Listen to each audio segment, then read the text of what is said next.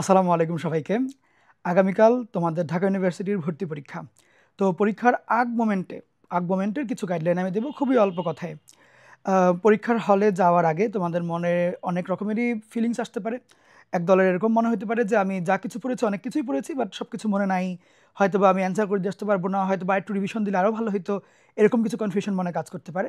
তো প্রথমত এই জিনিসটা থেকে বাইরে থাকবা। হ্যাঁ, তোমার কাছে পরীক্ষার আগ মোমেন্টে অনেক কিছু লাগবে যে আরেকটু পড়লে মনে হয় ভালো হতো, কিছু কিছু জিনিস মনে হয় ভুলে গেছি, বাট পরীক্ষার হলে প্রশ্ন পাওয়ার পরে এগুলো সমস্যা হয় না। ওকে, পরীক্ষার হলে তোমার নলেজের পাশাপাশি সবচাইতে বড় যেই স্ট্রেংথটা হবে সেটা হচ্ছে তোমার কনফিডেন্স। ওকে, সো কোনোভাবেই নার্ভাস থাকা যাবে না। তুমি পারো না কিচ্ছু, এমন ভান ধরবা যে তুমি বহুত কিছু পারো, নিজের সাথে নিজে অভিনয় করবা। ওকে, এরপরে তুমি পরীক্ষার হলে বসবা। পরীক্ষার হলে নিজের উপরে একদম সুপার কনফিডেন্ট থাকতে হবে যে আমি সব পারবো। আচ্ছা, এই আবার কনফিডেন্সের মধ্যে আরেকটা ঝামেলা হয়, স্টুডেন্টরা যেটা করে যে তোমরা পরীক্ষার হলে চাও যে আমি একদম সব অ্যান্সার করে দিয়ে আসবো, একটু করলেই মনে হয় পারবো। খেয়াল করো, ফুল অ্যান্সার করা ভর্তি পরীক্ষার টার্গেট না।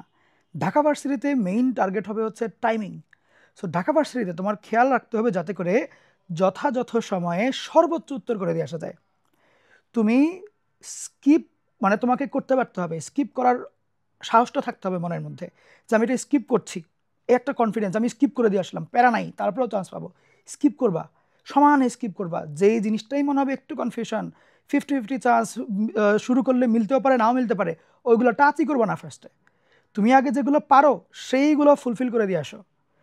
পরীক্ষার হল থেকে বের হওয়ার পরে বিকালবেলা যারা পরীক্ষা দিয়ে বের হবে তাদের মধ্যে অর্ধেক মানুষের মনে আফসোস থাকবে, পারা 2-3টা অঙ্ক ভুল করে রেখে আসছি আর না পারা অঙ্ক নিয়ে বেশি টাইম দিয়েছি। সো এই আফসোসটা যাতে আর না হয় সেই জন্য আমি কথাটা বললাম, যেইটা পারো সেইটাই দিবা ফার্স্টে।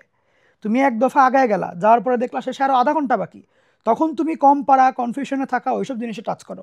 ওকে, দ্বিতীয় কথা। আর 3 নাম্বার কথা হচ্ছে যে কোনোভাবেই বাংলার জায়গায় ইংলিশ, ফিজিক্সের জায়গায় ম্যাথ এগুলো করা যাবে না। সাবজেক্ট খুবই ইম্পর্টেন্ট, খুব মনোযোগ দিয়ে দেখে একটা সাবজেক্টের বৃত্ত ভরাট করার আগে দেখে নিবা নামটা যে কোন সাবজেক্টের তুমি বৃত্ত ভরাট করছো, ওএমআর শিটে দেখে নিবা সাবজেক্টের নামটা, এরপরে বৃত্ত ভরাট করা শুরু করবা। প্রত্যেক বছরই একটা পার্সেন্টেজ স্টুডেন্ট আমাকে ইনবক্স করে ঢাবির পরীক্ষার দিন রাতের বেলা, ভাই বিপদ হয়ে গেছে, আমি তো ম্যাথেরটা বায়োলজিতে দেখাই দিয়ে আসছি, এরকম এগুলো অহরহ। তোমার কাছে মনে হতে পারে এত বড় ভুল তো আমি করবো না, বাট এত বড় ভুলই বাচ্চারা করে এবং সেটা তুমিও করতে পারো। সো সেই জন্য বললাম কোনোভাবেই এই ভুলটা করা যাবে না। আগে সাবজেক্টের নাম দেখবা ওই মাসিতে, এরপরে গোল্লা ভরাট করা শুরু করবা। আর ফার্স্টে আমি সব দাগায় নেই প্রশ্নের মধ্যে, এরপরে শেষে গোল্লা ভরাট করবো, এইগুলা মনে হয় খুব একটু সিলি ব্যাপার আর কি। এটা না করাটাই বেটার, একটা একটা দেখো, একটা একটা ভরাট করো, কোনো সমস্যা নেই। আর কোনোভাবেই প্যানিক করা যাবে না, প্যানিক করাই যাবে না। কনফিডেন্ট থাকবা যে আমি এতদিনে 1.5 বছর ধরে পড়ছি, আমি পড়ছি পারবো না মানে পারবো, অবশ্যই পারবো। কনফিডেন্সের সাথে তুমি আগাবা। ওকে, কনফিডেন্স নিয়ে যাবা। যেই প্রশ্নটা মনে হবে একটু কনফিউশন আছে, মিলতে পারে না মিলতে পারে 50-50, সেটা পরে রেখে দিবা। এবং মনে দুঃখ রেখে যে তুমি কোশ্চেন স্কিপ করছো তা না, মনে শান্তি রেখে কোশ্চেন স্কিপ করবা। মনের শান্তি খুব বড় ব্যাপার, কনফিডেন্স অনেক ইম্পর্টেন্ট জিনিস ঢাবির পরীক্ষায়। আর স্পিডের দিকে খুব খেয়াল রাখবা, রাফ সুন্দর করে করতে যাবা না, তাড়াহুড়ো করে জাস্ট নিমিশেই শেষ করে দেবা। ক্যালকুলেশন বেশিরভাগই মাথায় মনে মনে করার চেষ্টা করবা, ম্যাক্সিমাম ক্যালকুলেশন চেষ্টা করবা মনে মনে, রাফও কম লিখবা। ওকে, আর আরেকটা ব্যাপার বলছি যে সাবজেক্ট তো 4টা, এমন হতে পারে ধরো কোনো একটা সাবজেক্ট তোমার জন্য একটু কঠিন মনে হচ্ছে, তুমি ঘাবড়ে যাবা না। এরকম প্রায় ক্ষেত্রেই হয়, একটা বা দুইটা সাবজেক্ট একটু এদিক সেদিক করে ফেলে, একটু স্ট্যান্ডার্ডের চাইতে একটু হার্ড করে ফেলে, তো সেক্ষেত্রে ভয় পাওয়া যাবে না, তোমার জন্য হার্ড মানে সবার জন্য হার্ড। ওকে, আমরা টিচাররা যা দেখাই দিয়েছি লেকচারের ভিতর থেকে ইনশাল্লাহ ম্যাথগুলো থাকবে। যদি হার্ডও করতে হয় টপিক সেম রাখবে, ম্যাথ ঘুরাইতে পারে, সংখ্যা টংখ্যা চেঞ্জ করে দিতে পারে। আমরা হয়তো বা শিখেছি a+b=c হয়, তোমাকে ওরা বলবে যে c-b কত হয়, তোমাকে বলতে হবে এরকম। তো এগুলো ভয় পাওয়া যাবে না, তোমাকে সব কিছু পড়ার মধ্য থেকে ইনশাল্লাহ দিবে।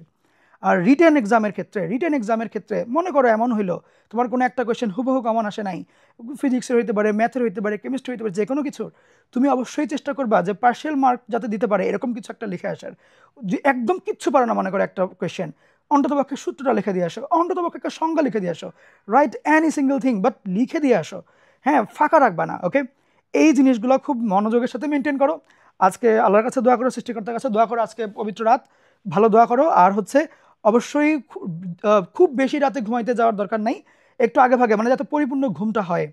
ঠিক আছে, সবাই অনেক ভালো থাকো, অনেক দোয়া রইল তোমাদের জন্য। আর খুব কনফিডেন্সের সাথে আগাবা পরীক্ষার হলে, কনফিডেন্ট থাকবা আর নিজের সুপার এনার্জিটা দেখায় দিয়ে আসবা পরীক্ষার হলে। ওকে, ভালো থাকো সবাই, আল্লাহ হাফেজ।